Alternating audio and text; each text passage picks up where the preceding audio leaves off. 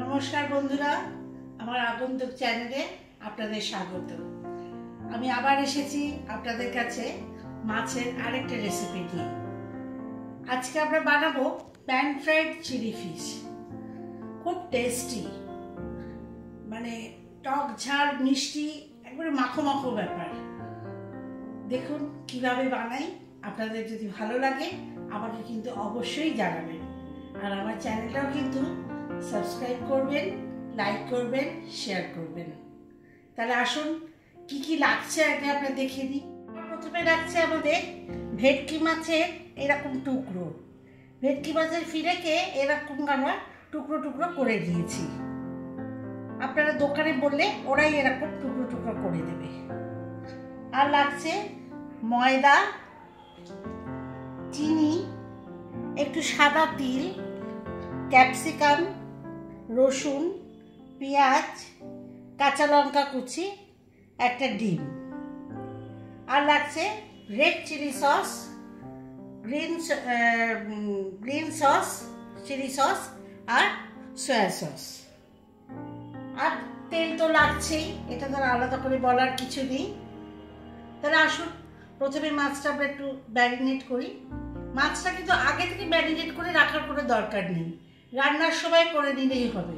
কারণ মাছটা, ভেটকি মাছ তো নরম মাছ, খুব একটা আগে থেকে ম্যারিনেশনের দরকার পড়ে না। তাহলে আসুন তাহলে আমরা মাছটা ম্যারিনেট করি। ম্যারিনেট করতে প্রথমেই রাখবে একটা ডিম। ডিমটা ফাটিয়ে দিই। ডিম ফাটিয়ে রান্নায় দেওয়ার আগে সবসময় একটু শুকিয়ে নেবেন। গরমকাল তো অনেক সময় ডিম খারাপ হয়, আর ডিমটা যদি খারাপ হয় তাহলে আপনার মাছটাও নষ্ট হয়ে যাবে। এরপরে এতে দেবো সব থেকে যেটা দরকার রান্নার, নুন। নুনটা একটু পরিমাণ মতন দেবেন, যাতে বেশি না হয়ে যায়। এতে আর কিছু দেওয়ার দরকার নেই। একটু গোলমরিচ আমরা দিতে পারি।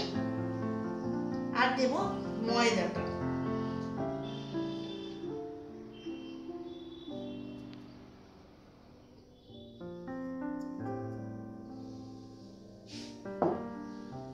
গোলমরিচ দিয়ে এবারে মাছটাকে একটু মাখিয়ে নিই।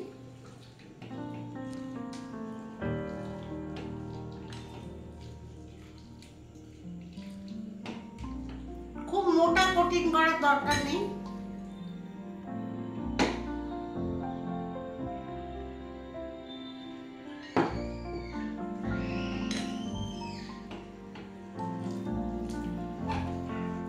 ম্যারিনেশনে আমাদের এইটুকুনি যা প্রয়োজন, আর কিচ্ছু করতে হবে না। এবার এগুলোকে আমরা তেলে ভেজে নেব। প্রথমে আমি সাদা তিল যেটা নিয়েছি, সাদা তিলটা একটু রোস্ট করে নেব।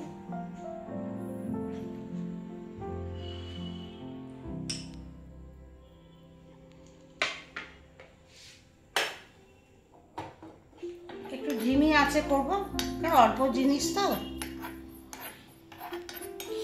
একটু ক্রিস্পি ভাবটা হবে।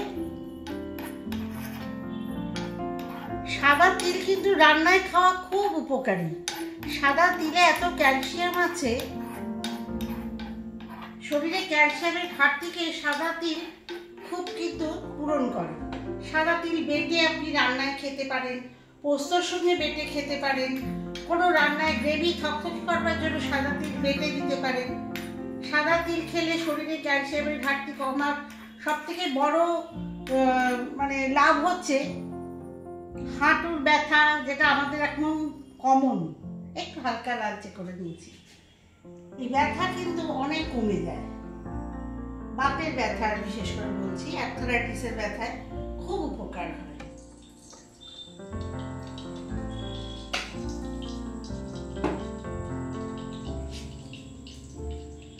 তেলটা একটু গরম হোক। তেলটা গরম হলে মাছের গুলো পকোড়ার মতন ভেজে নেব। একটু গায়ে একটু ব্যাটার মাখিয়ে নিয়ে আস্তে করে মাছের ফিলিগুলো তেলের মধ্যে দিতে হবে। এইভাবে গায়ে একটু মাখিয়ে নেবে।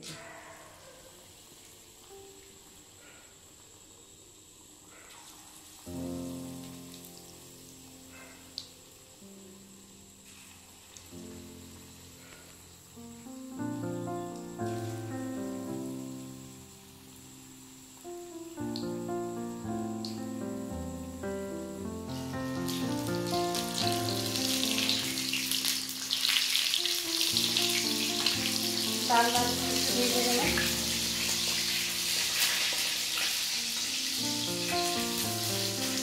এই ভাজাগুলো একবারে এক খোলা ভাজবেন। খানিকটা ভাজা হয়ে গেলে এটাকে আমি আবার তুলে নেব, নিয়ে আবার দেবো ভাজতে। তাতে কি হবে, মাছের পকোড়াই করুন বা মাংসই করুন, ভেতরটা খুব সুন্দর সিদ্ধ হয়, খুব নরম হয়। পুরোটা দেখুন পুরো লাল করে দিন। এটা আরেকবার আমি তেলে ভেজে নেব।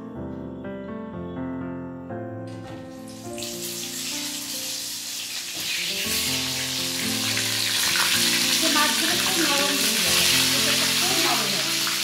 আপনি যখন মাংস পকোড়া করবেন তখন এরকম করে করবেন, দুবারে ভাজবেন। একটা তো ভাজাটা দুবারে ভাজবেন, জিনিসটা বাইরেটা ক্রিস্পিও হবে, ভেতরটা নরম হবে।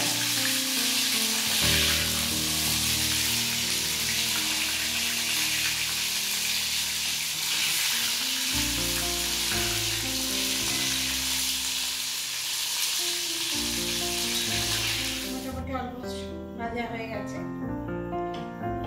এবারে প্যানে একটু তেল দিয়েছি, 1 টেবিল স্পুন মতন তেল দিয়েছি। তেল কিন্তু খুব একটা বেশি লাগে না, খুব কম তেলেই রান্নাটা হয়ে যায়। তেলে আমি একটু রসুনটা দেবো,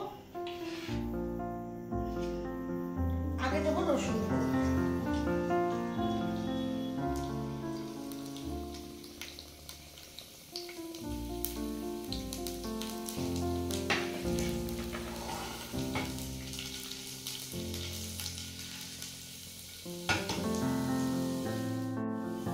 রসুনটা একটু লাল হবে, তখন আমি পেঁয়াজ, ক্যাপসিকাম আর কাঁচা লঙ্কাটা দিই।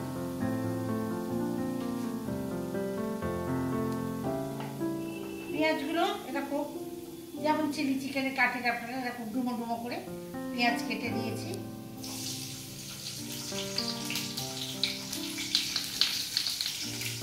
ওরকম ভাবে কেটে নিয়েছি ক্যাপসিকামগুলো।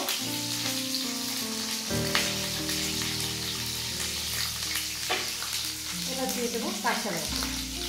কাঁচা লঙ্কা আপনার স্বাদ অনুযায়ী দেবেন, কারণ অনেকে ঝাল বেশি খান, অনেকে ঝাল কম খান, সেই অনুযায়ী দেবেন। যদি বাচ্চাদের চাই, তারা যদি ঝাল খেতে না পারে, কাঁচা লঙ্কাটা স্কিপ করবে। কারণ রান্নাটাতে গোলমরিচ আমরা দেবো, গোলমরিচ দিলে ঝালটা অনেকটা মেকআপ হয়ে যায়।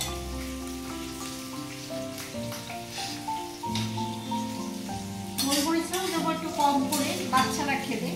কারণ গোলমরিচের তো একটা চিটচিটে ঝাল আছে, বাচ্চাদের একটু কষ্ট হয় খেতে।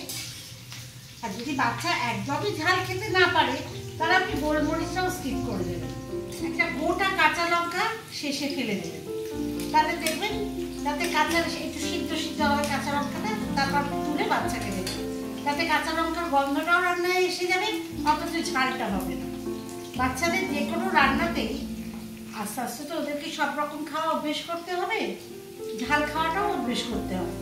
ওই রান্নার শেষে যখন ঝোলটা ফুটবে বা কিছু হবে, তখন একটা গোটা কাঁচা লঙ্কা ফেলে দেবেন, এবং ওই লঙ্কাটি আবার আস্তেই করে তুলে দেবেন, না ঘেটে। তাহলে রান্নার কাঁচা লঙ্কার গুণটাও তারা পাবে, অথচ ঝালটাও হবে না, খাওয়াটাও শিখবে। আমার এগুলো মোটামুটি ভাজা ভাজা হয়ে গেছে। এবারে আমি মাছগুলো দিয়ে দেবো।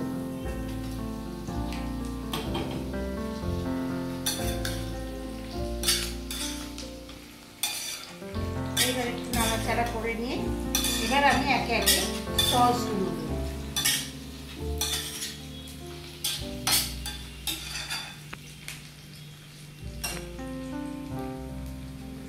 প্রথমে দেবো রেড চিলি সস। এই সসটাই একটু বেশি লাগে। তারপর দেবো চিলি সস,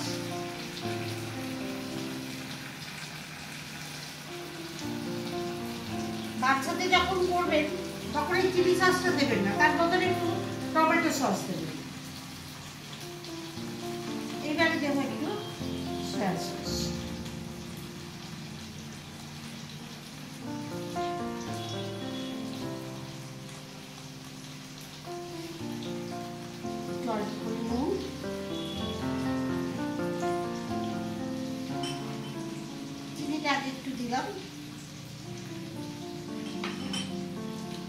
এটা অনেকে মিষ্টি মিষ্টিও পছন্দ করেন, ঝাল ঝাল মিষ্টি মিষ্টি।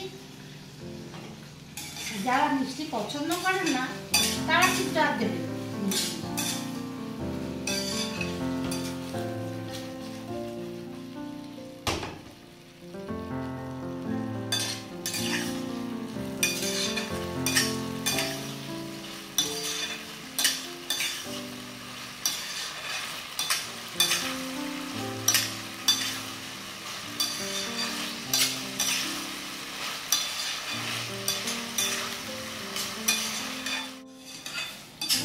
ভাজা ভাজা হয়ে গেল, একটু তেল ভাবটা আমাকে কাটা। আচ্ছা, আরেকটা জিনিস দেবো, যেটা হচ্ছে গোলমরিচ।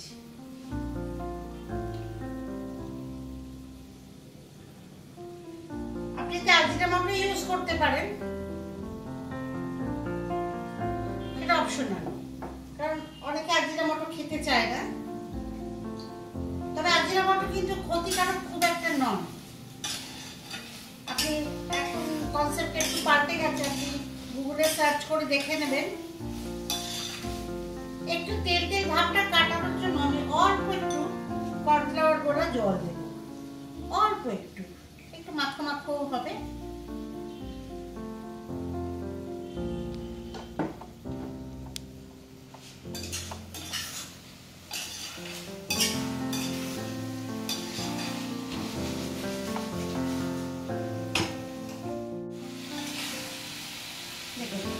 আমাদের রান্না শেষ। এবারে উপর দিয়ে সাদা তিলটা যেটা ভেজে রেখেছিলাম সেটা ছড়িয়ে দেব।